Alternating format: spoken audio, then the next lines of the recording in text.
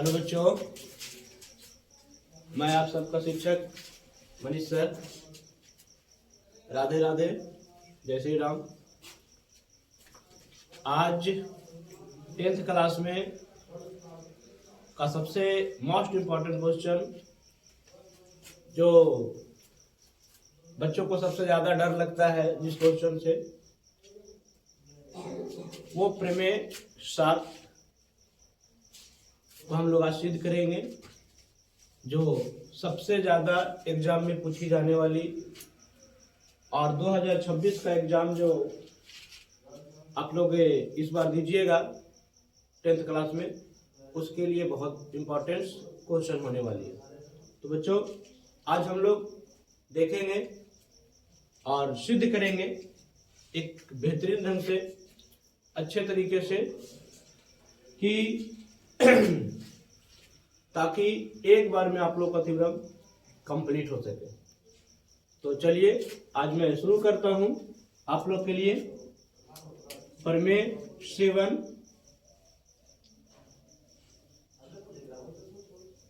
आप लोग ध्यान से सुनिएगा, समझिएगा और देखिएगा।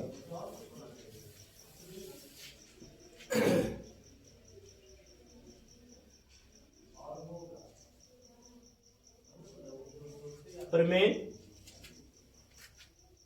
कहता है बच्चों, सबसे पहले कि यदि हमें दो समरूप त्रिभुज दे दिया जाए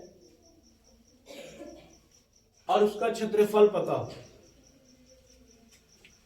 यदि दो समरूप त्रिभुज दे दिया जाए और उसका क्षेत्रफल अगर पता हो, तो प्रमेय कहती है कि उनकी संगत भुजाओं के वर्गों के अनुपात के बराबर होता है। पहले हम लोग लिख लेते हैं, दो समरूप त्रिभुजों के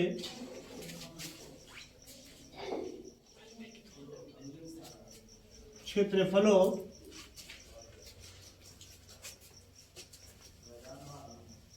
का अनुपात उनकी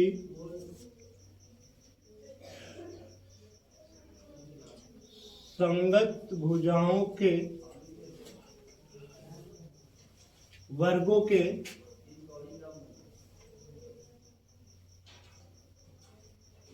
अनुपात के बराबर होते हैं। बच्चों, हमने लिखा दो समरूप त्रिभुजों के क्षेत्रफलों का अनुपात, मतलब अगर दो समरूप त्रिभुज दिया हुआ है तो उनके क्षेत्रफल, इस त्रिभुज का क्षेत्रफल भी होता है, तो दो समरूप त्रिभुजों के क्षेत्रफलों का अनुपात उनकी संगत भुजाओं के वर्गों के अनुपात के बराबर होता है। तो हम लोग देखते हैं, इसका सिद्ध करेंगे।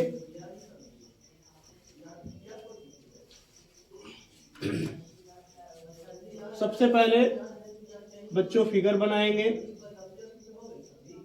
दो हम लोग त्रिभुज बनाएंगे।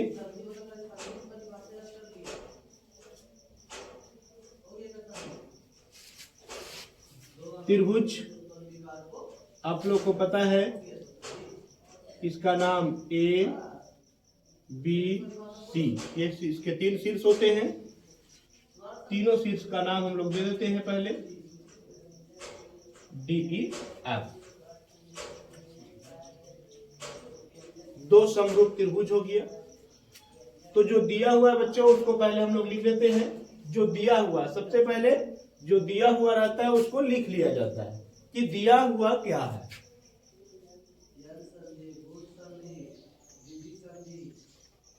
दिया हुआ है त्रिभुज ए बी सी तथा त्रिभुज डी ई एफ एक समरूप त्रिभुज है। यह हमको दिया हुआ था बच्चों, त्रिभुज ए बी तथा सी और त्रिभुज डी ई एफ, ये भी हमें दिया हुआ था कि क्या है, समरूप है। आप समरूप का नियम जानते होंगे, जब आप चैप्टर पढ़ रहे हैं तो इसमें समरूपता के नियम आपको पता होगा कि समरूप कोई भी दो त्रिभुज समरूप कैसे होती है। तो हम लोग जानते हैं बच्चों, जब समरूप है तो इसका मतलब ये हुआ कि उनकी संगत कोण बराबर होगा। संगत कोण समरूप है तो संगत कोण कोण ए बराबर कोण डी, कोण बी बराबर कोण ई तथा कोण सी बराबर कोण एफ। इसे आप समीकरण एक भी मान सकते हैं या छोड़ भी सकते हैं। क्या कहा बच्चों, संगत कोण, कोण ए का संगत कौन है बच्चों, ए का संगत डी है, बी का संगत ई है और कोण सी का संगत एफ है। ये देखिए बच्चों, कोण ए का संगत डी हो गया, कोण बी का संगत ई हो गया और कोण सी का संगत एफ हो गया, जो बराबर होती है, क्योंकि समरूपता का नियम कहता है। और क्या कहता है बच्चों, भुजा के आधार पर कहता है कि संगत कोण बराबर होंगे, संगत कोण बराबर होते हैं तथा संगत भुजाएं ए बी बटा डीई, ए बी बटा डीई, बी सी बटा ई एफ और ए सी बटा डी एफ समानुपाती होती है।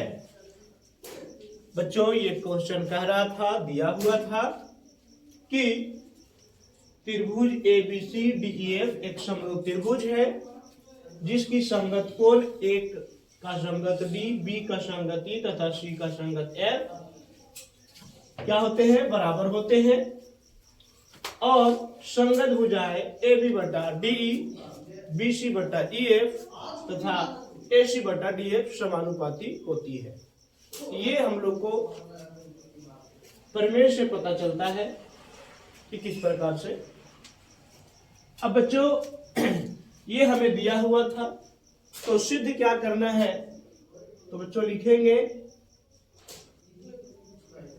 सिद्ध करें कि त्रिभुज ए बी सी का क्षेत्रफल त्रिभुज डी ई एफ का क्षेत्रफल बराबर होंगे संगत भुजा, जो दिया हुआ था ए बी बटा डी ई का वर्ग हो जाएगा बच्चों, बी सी बटा ई एफ का वर्ग हो जाएगा और ए सी बटा डी एफ का वर्ग होगा। ये हम लोग को बच्चों सिद्ध करके लाना है, यही हम लोग को बच्चों सिद्ध करके लाना है कि त्रिभुज ए बी सी का क्षेत्रफल बटा त्रिभुज डी ई एफ का क्षेत्रफल बराबर ए बी बटा डी ई का स्क्वायर, बी सी बटा ई एफ का स्क्वायर और ए सी बटा डी एफ का स्क्वायर। अब बच्चों इसको सिद्ध कैसे करेंगे, तो चलिए आगे चलते हैं हम लोग। अब थोड़ी रचना करेंगे बच्चों, क्योंकि किसी भी प्रमेय को सिद्ध करने के लिए कुछ अलग से रचना की जरूरत पड़ती है। तो रचना करेंगे हम लोग। क्या करेंगे बच्चों?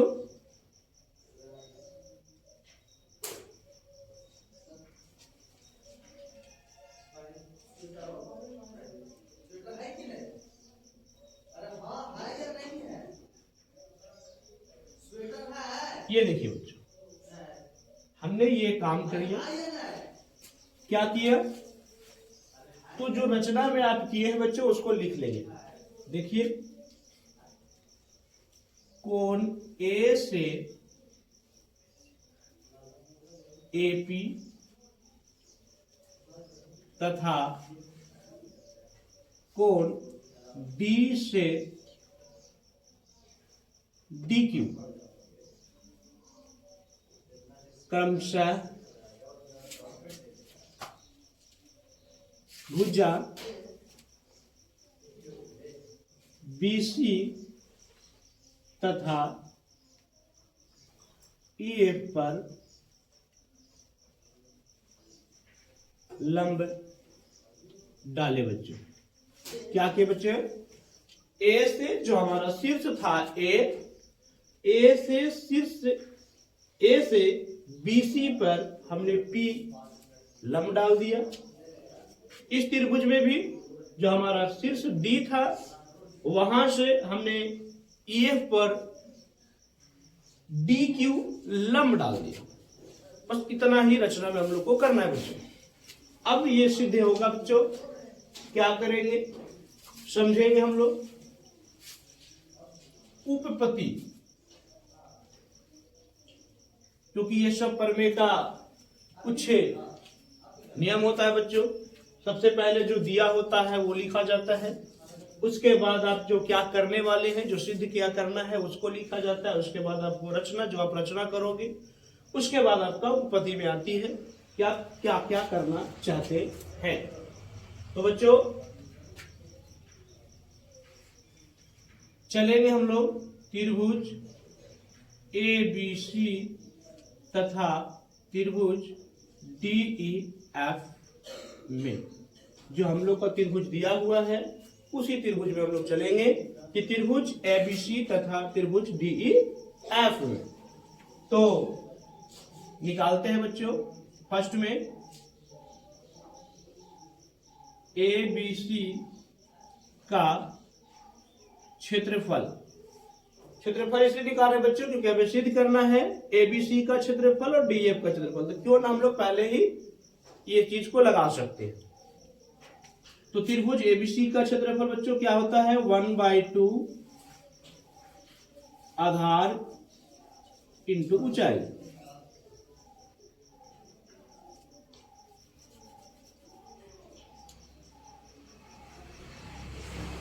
आधार इंटू ऊंचाई। अब बच्चों यहां से हम लोग करेंगे 1/2। इस त्रिभुज के लिए बच्चों देखेंगे कि यहाँ पे आधार हमारी क्या है बच्चों? तो BC और ऊंचाई जो शीर्षलंब हम लोग जो रचना किए थे वहां से लेंगे इंटू AP। तो बच्चों एक समीकरण तैयार हो जाएगी। इसको आप समीकरण मान सकते हैं 1। अब हम लोग दूसरा निकालेंगे बच्चों।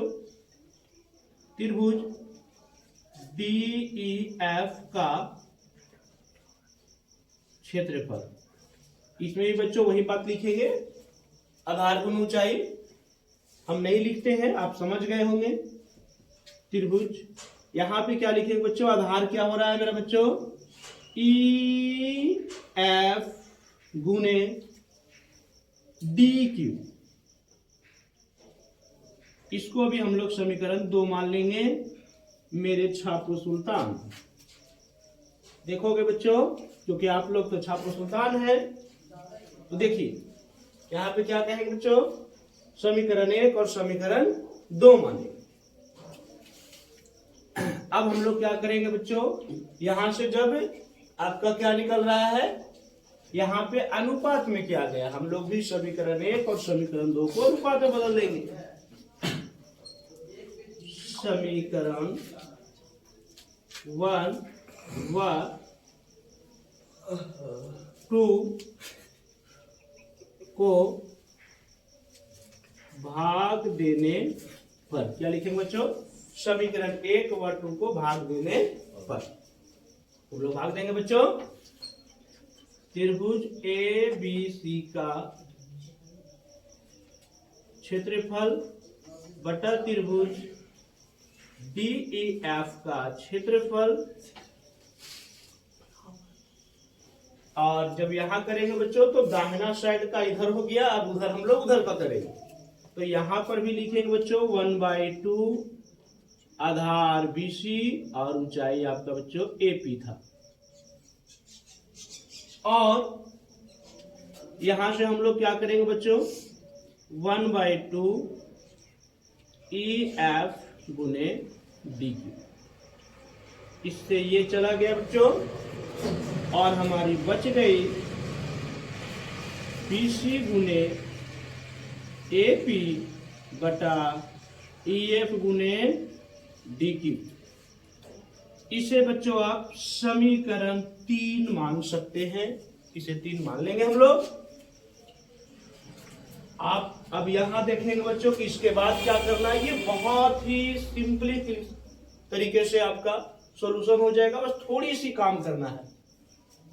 अब बच्चों हम लोग कोशिश करेंगे बच्चों, यहां जो आया हुआ है AP बटा DQ जो आपको दिख रहा है, AP बटा जो DQ दिख रहा है, इसे हम लोग को इसके बदले जो है बच्चों हम लोग क्या करेंगे BC बटा EF लाने की कोशिश करेंगे।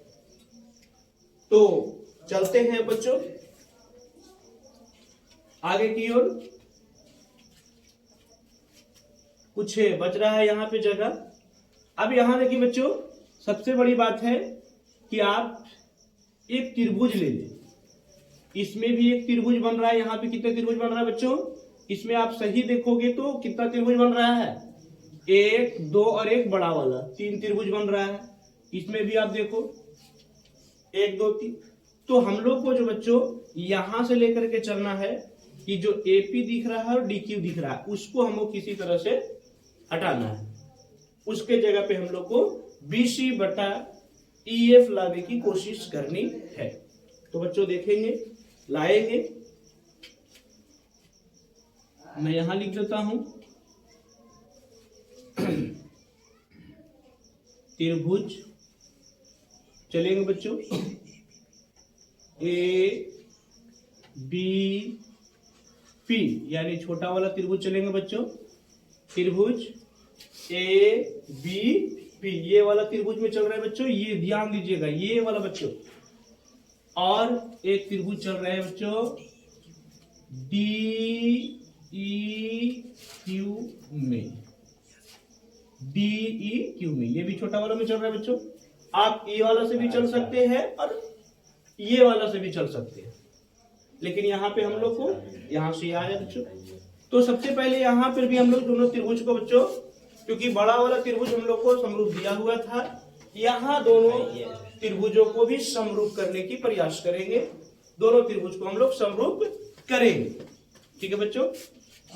अब समरूप करेंगे बच्चों, तो दिया हुआ है कोण B बराबर कोण E, ये यहां दिया हुआ है बच्चों, दिया हुआ है। यहां से हम लोग निकाल लिए बच्चों, क्योंकि यहां देखिए कोण B बराबर कोण E दोनों हमें दिया हुआ था, तो दिया हुआ से निकालिए बच्चों। आप देखोगे बच्चों कोण APB बराबर कोण DQE, ये क्या हो रहा है मेरे छापू सुल्तान, 90 डिग्री बना रहा है बच्चों यहां पे समकोण, अर्थात 90 डिग्री। ये देखिए APB यहां पे 90 डिग्री बन रहा है, और DQE ये भी हमारा 90 डिग्री बना रहा है। ये दो कोण हमारा क्या हो गया बच्चों, हमारा निकाल दिए। तो समरूपता का नियम कहता है बेटा, क्या कहता है कि कौन कौन समरूपता से, कौन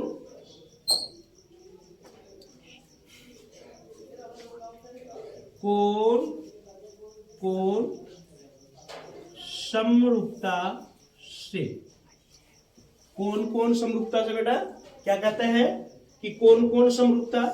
तो जब कौन कौन समरूपता हो गया तो त्रिभुज ए बी पी समरूप त्रिभुज डी ई क्यू, ये हमने समरूप किया। ये दोनों त्रिभुज को हम लोग क्या किए बेटा, समरूप किए। देखिए ए पी बी समरूप त्रिभुज डी ई क्यू। और हम लोग जानते हैं कि जब कोई भी त्रिभुज समरूप हो जाती है तो भुजाएं समानुपाती हो जाता है। भुजाएं क्या हो जाती है, समानुपाती हो जाती है बेटा। तो हमने बी को ई से किया तो बी क्या है, बी के सामने वाली भुजा लेंगे, बी का सामने वाली भुजा लेंगे। तो बी का सामने वाली भुजा कौन था, ए पी। ई का सामने वाली भुजा कौन था, डी क्यू। कैसे लिया जाता है वो बता रहे बेटा कि जो आप जिस कोण से आप समरूप किए, जिस कोण से आप समरूप करने की प्रयास किए, उस कोण के सामने वाली ही भुजा लेना है। क्योंकि इस त्रिभुज में हमारी तीन भुजा तैयार हो रही है, एक ए बी, एक ए पी और एक बी। तो आपको बीपी नहीं लेना है, बीपी तब लेते हैं जब हमारा कोण ए होता। लेकिन यहां देख हम समरूप क्या किए बेटा, कोण कोण से समरूपता किए। तो कोण कोण से जब समरूपता हुआ तो दो कोण लिए हम लोग, एक बी और ई लिए और एक पी और क्यू जो 90 डिग्री बन रहा था वो लिए। तो बी का सामने वाली भुजा कौन सा बेटा, तो हमारा एपी है। ई के सामने वाली भुजा कौन सा है, डी क्यू है। तो यहां पर भी हम लोग समानुपाती बदल देंगे और लिख देंगे बेटा डी क्यू, ए पी बटा डी क्यू। और ये किसके समानुपाती हो जाएगा, ये किसके बराबर होगा, तो यहाँ पे P का सामने वाली भुजा हमारा कौन सा था बच्चों, ए बी, और दूसरा कौन था, डी ई। यहां तक आ गई। अब हम लोग क्या करेंगे बच्चों, ए पी बटा डी क्यू आ गया, ए बी बटा डी ई आ गया। हम लोग ए पी बटा डी क्यू के बराबर क्या लाना चाह रहे थे, बी सी बटा ई एफ, जो कि हमारा भी नहीं आया, तो हम लाना नहीं है। यहां देखिए छापू सुल्तान, मेरे टीपू सुल्तान, अभी दिया हुआ है बच्चों, याद कीजिए यहां पे क्या दिया हुआ था, ए बी बटा डी ई बराबर बी सी बटा डी एफ। तो हम लोग यहां से ए बी बटा डी बराबर ए बी बटा डी लिख सकते हैं कि नहीं लिख सकते हैं, लिख सकते हैं बच्चों। देखो यहां बस 5 मिनट आप लोग अगर ढंग से समझ जाओगे बेटा तो आप लोग को 5 नंबर 2026 के एग्जाम में बिल्कुल आप इसको उठा सकते हो। क्योंकि सभी बच्चों को परमेश से ही डर लगता है, लेकिन परमेश से डरना नहीं है। ए बी बटा बी, ए बी बटा डी ई के जगह क्या ले सकते हैं, बी सी बटा ई एफ। और यहां पे पोस्ट में लिख देना बेटा दिया हुआ है, क्योंकि जहां से आप इसको लिख रहे हैं एग्जामिनर को चेक करने में थोड़ी सी भी परेशानी नहीं आनी चाहिए, इसलिए आप उसको लिख के बता दो कि हमने ए बी बटा डी ई। यहां पे थोड़ा बेटा ऐसा अच्छा से कर सकते हैं, क्या कर सकते हैं कि ए बी बटा डी ई बराबर में बी सी बटा ई एफ। ये आपको बच्चा दिया हुआ था, ये क्या था, दिया हुआ था, ये क्या है, दिया हुआ है। तो हम लोग ए बी बटा डी ई के जगह पे बी सी बटा ई एफ लिख सकते हैं। यहां से लिखेंगे बेटा, इसको अगले पेज में कर दे, इसको अगले पेज में बता दे। यहां पे सिद्ध कर दिया था, क्या सिद्ध किए थे कि दिया हुआ है, क्या दिया हुआ है, AP बटा DQ बराबर AP बटा BC बटा EF बराबर AB बटा DE। ये क्या था, दिया हुआ। क्योंकि जब हम लोग सिद्ध कर रहे थे तो उस समय ये हमारा क्वेश्चन से ही दिया हुआ है। तो क्या करेंगे हम लोग, AP बटा DQ बराबर क्या लिखेंगे, BC बटा EF। BC बटा EF, ये जो हम लोग का लाने का मकसद था, जो हमारा तरीका था, इसको आप समीकरण 4 मानेंगे। इसको क्या मानेंगे, समीकरण 4 मानेंगे। अब जो हमारा मकसद था कि AP बटा DQ के बराबर BC बटा EF लाना, वो हमने लेकर के आ गए। अब इसके लिए क्या करेंगे, समीकरण 3 में समीकरण 4 का मान रखने पर क्या लिखे बच्चों, समीकरण 3 में समीकरण 4 का मान रखने पे। तो समीकरण 3 क्या था बेटा, तो त्रिभुज ABC का क्षेत्रफल और त्रिभुज DEF का क्षेत्रफल क्या था, BC गुने AP बटा EF गुने DQ। अब यहां पे आप देखो बच्चों, AP बटा DQ, जो AP बटा DQ है उसके जगह पे हम लोग यहाँ पे 4 का मान यहाँ पे पुट करेंगे और लिखेंगे BC बटा EF इंटू में AP बटा DQ के जगह पे क्या रख देंगे, BC बटा EF। आप यहाँ पे पोस्ट में करके लिख सकते हैं, चूंकि AP बटा DQ बराबर है BC बटा EF।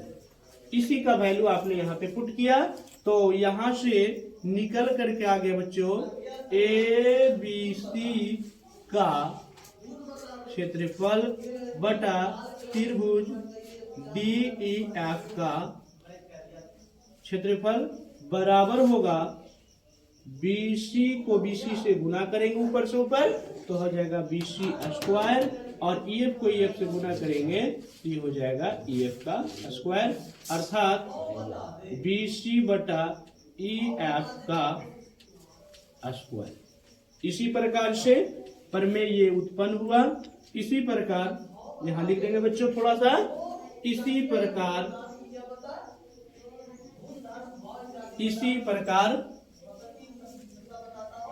आगे का भुजा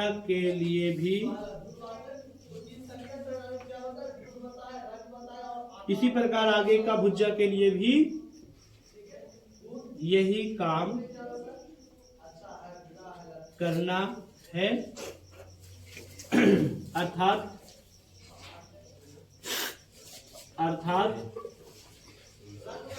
प्रमेय उत्पन्न हुआ।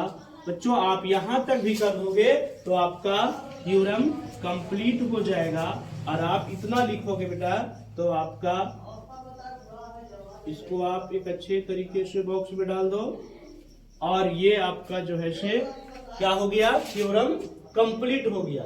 तो बच्चों आप लोग देखें कि हमने कहां से शुरुआत किया और कहां तक ये कंप्लीट हो गया, और इस प्रकार से ही आप 2026 का एग्जाम में आपका ये 5 नंबर के लिए, क्योंकि जब भी बिहार बोर्ड हमें क्वेश्चन पूछेगी तो 5 नंबर में पूछेगा, और ये 5 नंबर आप लोग के लिए बेहद मोस्ट इंपॉर्टेंट क्वेश्चन था, जिसको हमने आज आप लोग के सामने प्रस्तुत किया। और आप इसको जब भी दिक्कत हो आप इसको देख सकते हैं। तो बच्चों आप लोग से गुजारिश है कि आप इसको मोस्ट इम्पोर्टेंट समझे और इसको बेहतरीन ढंग से एक बार दो बार अपने से प्रयास करोगे, आपका ये कंप्लीट हो जाएगा। Thank you.